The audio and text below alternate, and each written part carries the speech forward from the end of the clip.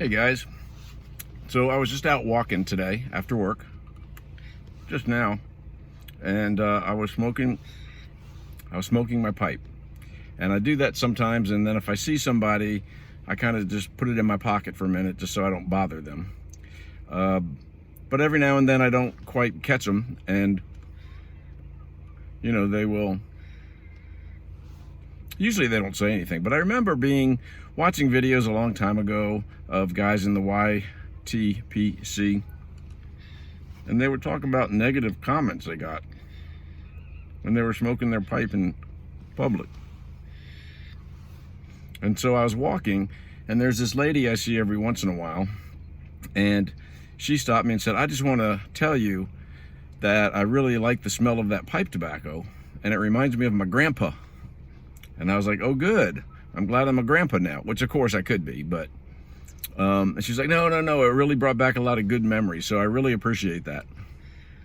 And of course, what do you say? Thank you, or so I just said, well, I'm glad I could be of service today. And we parted ways, and it made me think that when I do smoke my pipe in public, which I have want to do, I usually, if I get a comment, which is rare, it's usually positive.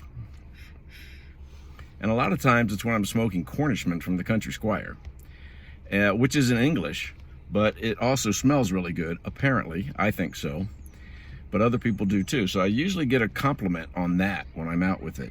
But I've also had the second breakfast, which is the maple, pancakey smelling one, which people love.